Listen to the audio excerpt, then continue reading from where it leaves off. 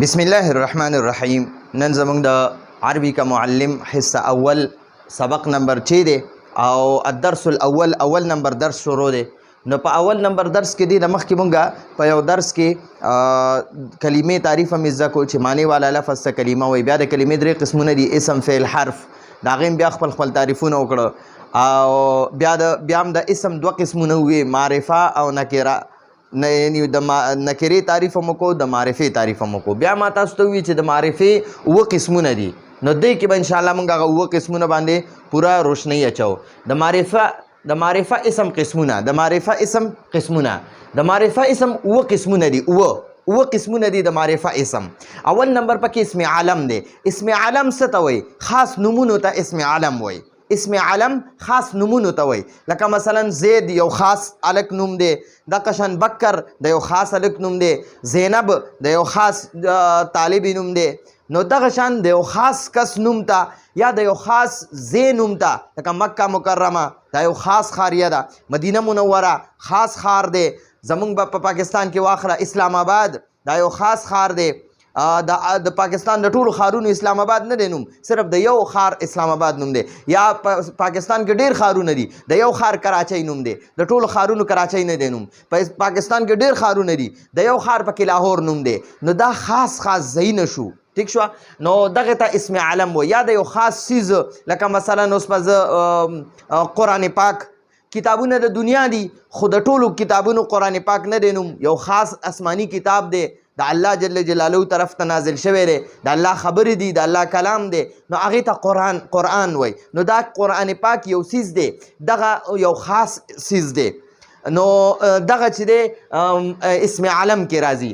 نو اسم علم د مشهور سړو نومونه، د مشهور یعنی خاص متعین سړو نومونه، یا د ملکونو او ښارونو نومونه. اوس په دنیا کې ډېر ملکونه دي، د ټولو ملکونو پاکستان نه دی نوم، صرف د یو ملک پاکستان نوم دی. یا په پاکستان کې په ټوله دنیا کې ډېر ملکونه دي، خو سعودي عرب د یو ملک نوم دی. په پاکستان کې په ټوله دنیا کې ډېر ملکونه دي، خو مصر د یو ملک نوم دی، د ټولو ملکونو مصر نه دی نوم.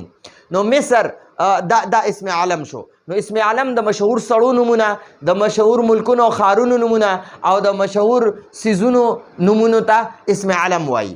اسم علم. نو دا اسم علم معرفه دي.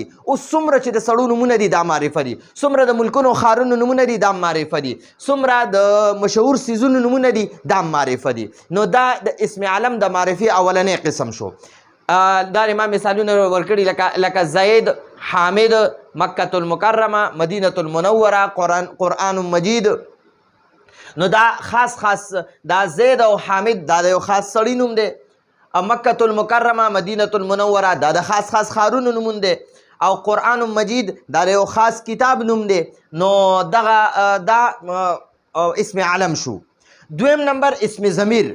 د اسم په ځای باندې، د نوم په ځای باندې چې کوم لفظ استعمالیږي هغې ته اسم ضمیر وایي. لکه مثلا زه وایم زید لاړو، هغه مونځ وکړو، هغه مدرسې ته لاړو، هغه بازار ته لاړو، هغه کور ته راغی، هغه تلاوت وکړو. اوس وګورئ یو ځل مې زید نوم واخیستو، اوس د زید په ځای زه هغه لفظ استعمالوم، هغه داسې کار وکړو، هغه داسې کار وکړو، هغه داسې وکړو. نو د هغه زید په ځای باندې صرف هغه لفظ استعمالوم. نو دقه هغه لفظ ته اسم ضمیر وایي.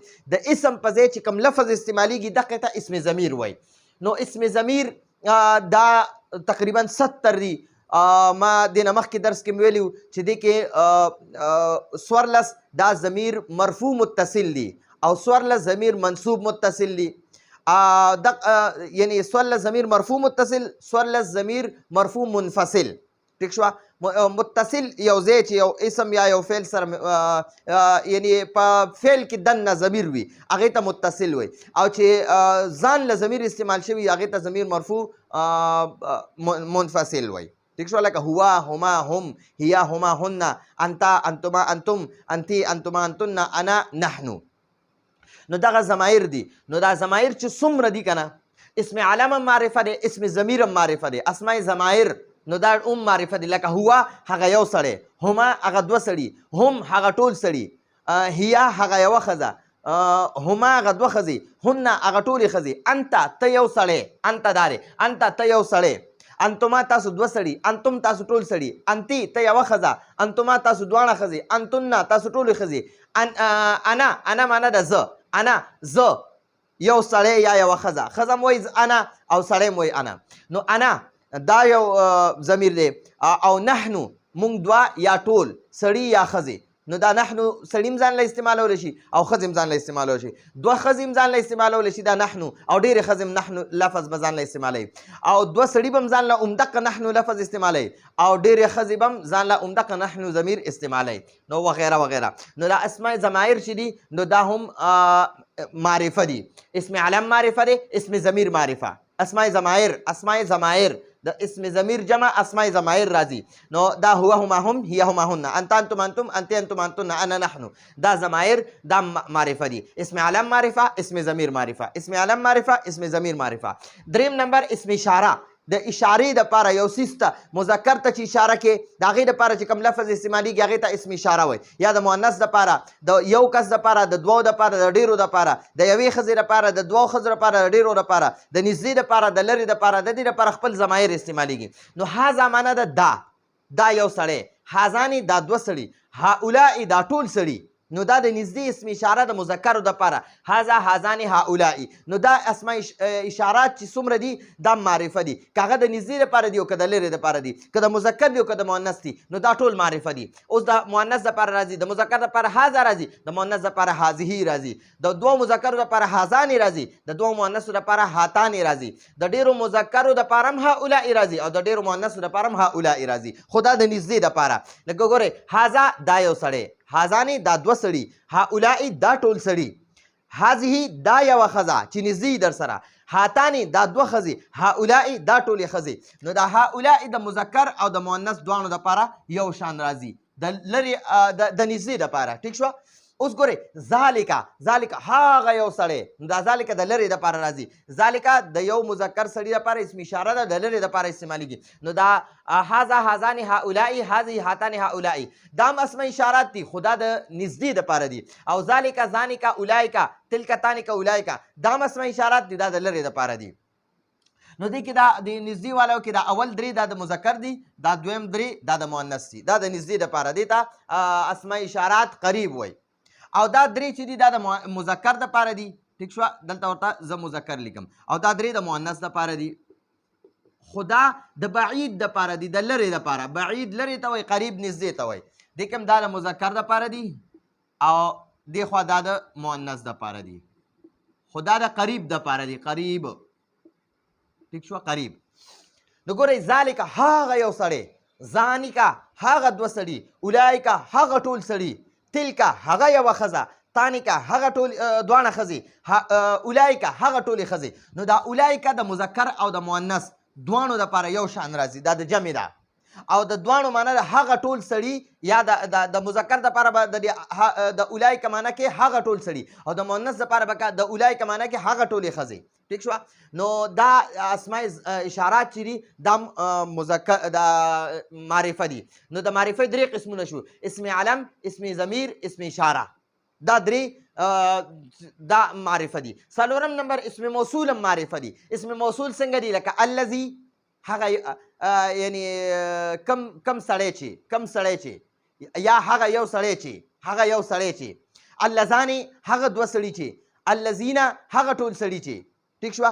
بیا دا قشن دا د ما لیکلي دي، الذي هغه یو مذکر چې، اللذانې هغه دوه مذکر چې، اللذین هغه ټول سړي چې. ټیک شوه. یا مذکر معنی کوه یا سړي معنی کوه. الذي هغه یو چې، اللذانې هغه دوه چې، اللذین هغه ټول چې. بیا د مؤنث دپاره راځي، التي هغه یوه مؤنثه چې، اللتانې هغه دوه مؤنثې چې، اللاتی او اللواتی دا دواړه د مذکر د مؤنث دپاره جمع دي. دا اللاتی هم دا هغه ټولې ښځې چې، او اللواتی معنی هم د هغه ټولې ښځې چې. ټیک شوه. نو دې ته اسماء موصوله وایي. نو دا اسماء موصوله هم معرفه دي. ټیک شوه. الذي، اللذان، اللذین، اللذین، التي، اللتان، اللتین، اللاتی، اللواتی. نو دا چې دي دا اسماء موصوله دي، دا معرفه دي. نو د معرفې څلور قسمونه شي، اسم علم معرفه، اسم ضمیر معرفه، اسم اشاره معرفه، اسم موصول معرفه.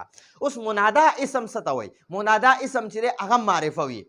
نو دلته ما تعریف لیکلی، هغه اسم چې منادا وي، هغه اسم چې منادا وي، دلته ما وي لیکلی، تاسو ورسره ولیکئ. هغه اسم چې منادا وي، یعنی د کم اسم نه مخکې چې یا حرف ندا وي، د یا ته حرف ندا وای، هغه اسم ته منادا وای. لکه ګورئ، او دا منادا اسم معرفه وي، لکه یا رجلو، د یا ته حرف ندا وای، حرف ندا. او دا رجلو دا منادا دی، د ده نه مخکې د منادا اسم نه مخکې یا لګېدلې ده. نو چې د کوم اسم نه مخکې یا لګېدلي هغه اسم ته منادا وای. دا رجلو منادا دی، نو دا معرفه دی ځکه د ده نه مخکې یا لګېدلې ده. او اوس وګورئ، یا الله، نو دا یا حرف ندا ده، حرف ندا. ندا اواز ته وای، او منادا چاته چې اواز وکړی شي هغه ته منادا وي، منادا. نو دا الله پاک منادا دی، الله جل جلاله لفظ الله دا منادا دی ځکه د ده نه مخکې یا لګېدلې ده. نو دا رجل منادا دی ځکه د ده نه مخکې یا حرف ندا لګېدلې ده. نو د یا ته حرف ندا وای، او چې د کوم اسم نه مخکې یا لګېدلي هغه اسم ته منادا وای. نو دا رجلو منادا دی یا حرف ندا، الله منادا دی یا حرف ندا ده. ٹھیک شو؟ نو د کم اسم نه مخکې چې یا لګېدلي هغه اسم منادا وي، او هغه منادا اسم معرفه وي. ٹھیک شو؟ نو دې کې دا رجلو معرفه دی او دا الله معرفه دی ځکه د دې نه مخکې یا لګېدلې ده. ٹھیک شو؟ نو دې ته منادا اسم وای. د رجل عموما منادا دی، الله عموما منادا دی. نو منادا اسم معرفه وي. نو دا پنځم قسم شو د معرفې. ٹھیک شو؟ بیا اسم وایو، اسم علم معرفه دی، اسم ضمیر معرفه دی، اسم اشاره معرفه دی، اسم موصول معرفه دی، منادا اسم معرفه دی. اوس ګورئ، معرف باللام، معرف معنا ده چې معرفه کړی شوی دی، معرفه شوی دی، معرفه شوی باللام، لام سره. د با معنا ده سره، او لام ته وایي. نو لام سره معرفه کړی شوی اسم.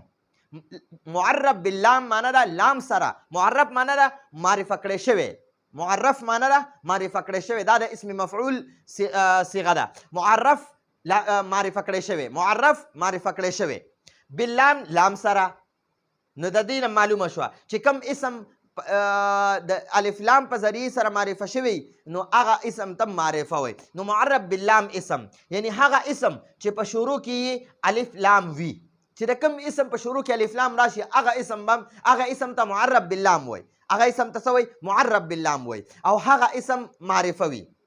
لکه الفرس، فرسون معنا ده یو اس. الفرس دا اوس وګوره د په شروع کې ال راغی، الف لام راغی. نو د دې الف لام د وجې دا فرسو معنا، دا فرسو اسم چې دی دا معرفه شو. نو اوس د الفرس اسم ته معرف باللام وای. الفرس معرف باللام اسم دی، یعنی الف لام په وجې د الف لام د وجې نه معرفه شوی دی. نو د الفرس معنا ده خاص اس، فرس اس ته وایي، اس ته.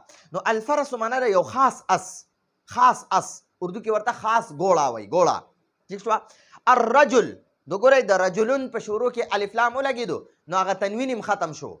کوم اسم په آخره کې تنوین وي که نه، او هغه اسم په شروع کې د الف لام ولګو نو تنوین به ختم کړي، اخري حرف باندې چې کوم دو زبر یا دو زیر یا دو پیش وي هغې نه به یو ختم شي. نو ګورئ دا فرسون دی په شروع کې الف لام ولګو نو الفرسو شو. دا رجلون دی په شروع کې الف لام ولګو نو الرجلو شو. اوس دغه شان کتابون دی، کتابون نو په شروع کې الف لام ولګو الکتابو شو. قلمون دی په شروع کې الف لام ولګو القلمو. سبورتون دی په شروع کې الف لام ولګو السبورتو. او مروحتون دی په شروع کې الف لام ولګو المروحتو. کمرې ته غرفه وایي، غرفتون دی د په شروع کې الف لام ولګوه الغرفتو شو. ٹھیک شو؟ نو الف لام په وجه چې یو اسم معرفه شي نو هغې ته معرف باللام وای، او دا معرف باللام اسم دا د معرفې شپږم قسم شو. نو دا شپږ قسمونه شو، شپږ قسمونه د معرفې شو. اووم نمبر قسم چې دی که نه هغې ته وایي مضاف الی المعرفه. اوس وګورئ دا شپږ قسمونه مو وي، اسم علم مو وي، اسم ضمیر مو وي، اسم اشاره مو وي، اسم موصوله مو وي، منادا مو وي، معرف باللام مو وي. اوس چې یو اسم د شپږو دپاره مضاف شي، یو اسم دی هغه د اسم علم دپاره مضاف شي نو د دې اسم علم د وجې هغه اسم هم معرفه شي. یا یو اسم دی هغه د یو نکره اسم دی خو د اسم ضمیر دپاره مضاف شو، دا اسم ضمیر مضاف الیه شي، او هغه اسم هغه نکره اسم مضاف دی نو د دې اسم ضمیر معرفه د وجې نه هغه مضاف اسم هم معرفه شي. دا اسم موصول د پاره چې یو اسم مضاف شي نو د دې اسم موصول د وجې نه هغه اسم نکره اسم معرفه شي. د منادا اسم د پاره یو اسم چې هغه نکره اسم هغه معرفه کیږي. او معرب باللام اسم د پاره چې یو نکره اسم مضاف شي نو هغه نکره اسم هم د دې معرب باللام اسم د وجې نه معرفه شي. نو دا مضاف الی المعرفه ورته وي. مضاف الی المعرفه یعنی مضاف چې د معرفي طرف ته د معرفي د پاره مضاف د معرفي د پاره مضاف یا د معرفي طرف ته مضاف. نو یو اسم چې مضاف شي او مضاف الیه دغه شپږو قسمونو نه یو راشي. د معرفي د دې شپږو قسمونو نه یو مضاف یو نکره اسم هغه د شپږو قسمونو د پاره مضاف شي او دا شپږ قسمونه ورله دې کې ورله یو اسم مضاف الیه شي نو د دې شپږو قسمونو د وجې نه هغه نکره اسم هم مضاف شي. مضاف الی المعرفه یعنی هغه اسم چې د معرفه چې د معرفې د شپږو قسمونو کې یو قسم د پاره مضاف شي. هغه اسم هغه نکره اسم چې د معرفي د شپږو دا بره شپږ قسمونه چې دي د معرفي د شپږو قسمونو کې یو قسم د پاره مضاف شي. لکه که اسم علم د پاره مضاف شي یو نکره اسم دی هغه مضاف شي او د اسم علم ولا مضاف الیه شي نو د دې مضاف الیه د وجې د اسم علم مضاف الیه د وجې نه هغه نکره اسم هم مضاف شي. ټیک شو دقه وایي. نو دغه مضاف اسم هم معرفه شي. ټیک شو. لکه وګورئ کتابون چې دی کتابون دا نکره دی الف لام شروع کې نشته. کتاب دی کتاب دا نکره دی خو دا اسم علم زید اسم علم هم ولا مضاف الیه کو نو دا کتاب مضاف شو مضاف او دا زیدون ولا مضاف الیه شو مضاف الیه. نو ګورئ دا د مضاف الیه د وجې دا مضاف الیه معرفه دی اسم علم دی نو د د وجې نه دا مضاف هم معرفه شو. ٹھیک شو.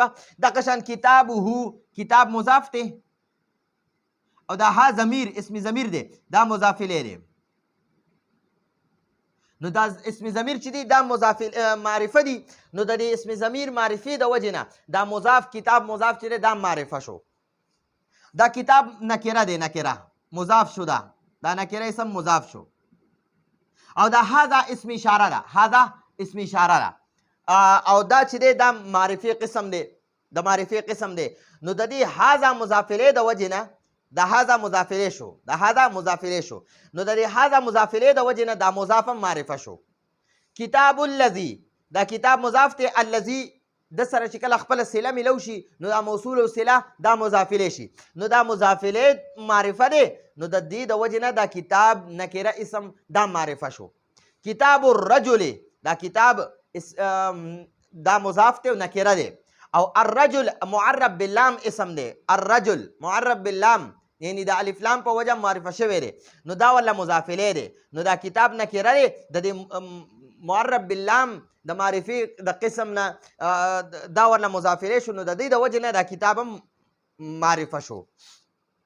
نو په دې مثالونو کې دا کتاب هم د دې معرفي اسمونو د وجه نه معرفه شو.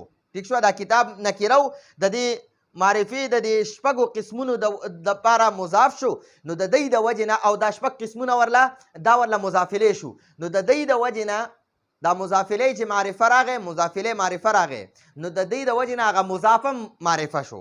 ٹھیک شو. نو دغه ته مضاف الی المعرفه وایي مضاف الی المعرفه. نو دا زمونږ د عربي کا معلم الدرس الاول او د هغې کې دا شپږم نمبر سبق و ښه تفصیل سره مو وي ځکه چې دا به زموږ ډېر زیات په ترکیبونو کې په کار راځي نو دا ښکلی یاد کوئ ځان سره ولیکئ په دې ځان پوه کوئ بار یې واورئ نو انشاءالله ډېره فایده به درله درکوي.